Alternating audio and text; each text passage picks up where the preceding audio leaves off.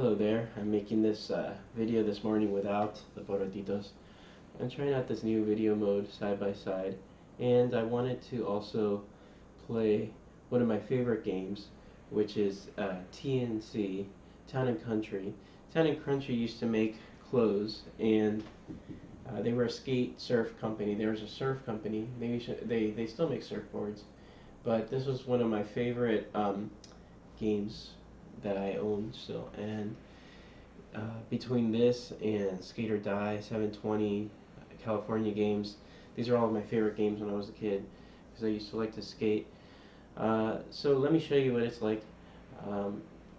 This game to me is really important because you can pick one of two sets of characters. Okay, first here you go. You got skateboarding, surfing, or skateboarding and surfing. We'll go through both of them. And what I found is that if you pick the characters on the left here, they are not as good, but the level is easier. And if you pick the characters on the right, they are better, but the level is harder.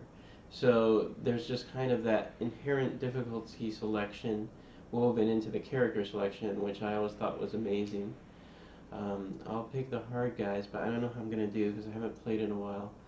So to start off with the skateboarding section, this is kind of similar to Excite Bike, but I don't know, sometimes tougher, sometimes harder. The trick here is that if you just press jump, he's just going to jump over the board, right?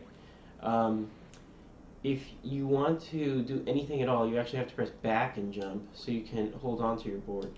Unfortunately, you can't ollie, which was kind of embarrassing considering that T&C should understand that concept. But nevertheless, if you press B, he can accelerate, and so the faster you can do this, the better off you'll be. But as I recall, you kind of have to memorize the level. I'm not going to do very well. You might notice that I, for some reason, lose 2 lives instead of 1 every time I fall down, which means my game will be over very soon. Okay, I'll try again. Like I said, I haven't practiced or anything, but I think I can get at least through the first stage without practice. So let me try again. I'll concentrate. Yeah, so I'm playing this game without the porotitos because I think it's going to be a little bit too difficult for them and they get frustrated. But maybe after they see the video, they will get excited and want to play themselves, so we can try. Okay, you need a little bit of speed. You definitely need some memorization of the course, but I remember this from like 20 years ago. Okay, there you go. Through this little path, over the ditch, missed the oil, almost got it.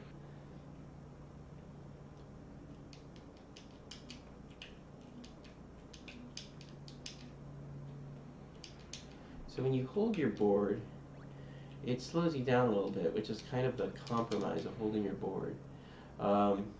Which, like I said, it shouldn't even exist. If you could ollie, that would make much more sense. But I guess they left it out. So yeah, this game comes from a time when games didn't have very many instructions, and I think part of the reason I loved this game so much was that without those instructions, it's very difficult to know what to do. Like on this surfing level, you have to go around in these circles like this.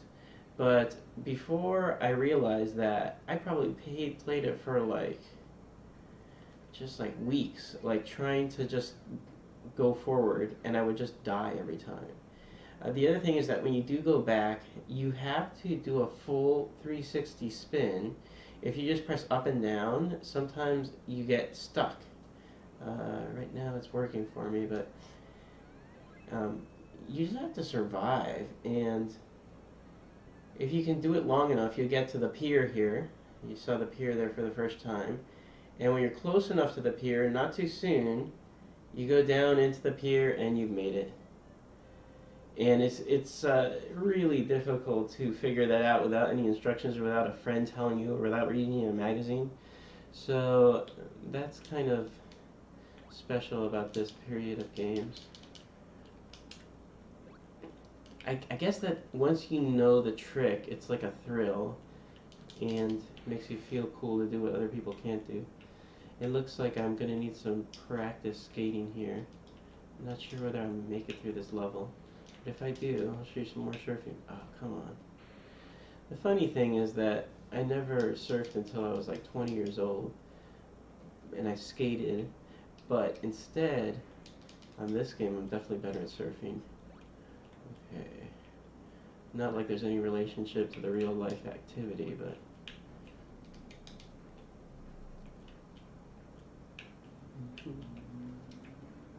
Oh, come on, I missed that one. Looks like I got some more lives there from picking up that chip on the course. Oh, come on. You have to jump off the ramps, but the timing is incredibly precise. Okay, well let me just go directly into this surfing again, because I wanted to try one more trick, which is to jump off the wave.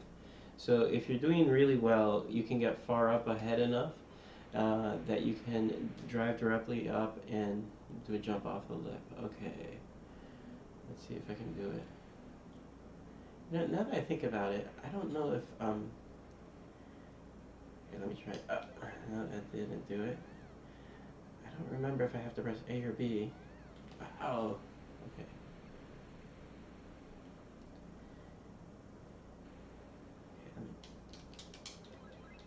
Oh, I was up there, but nothing happened. You can't touch any of these other obstacles that they keep throwing at you because it'll take your life away right away.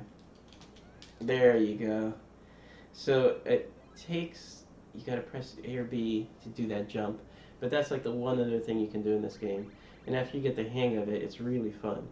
So, well, thanks for watching. As I said, I really appreciate this game and all the other surfing and skating games for the Nintendo. I'll see you next time with the kids. Bye.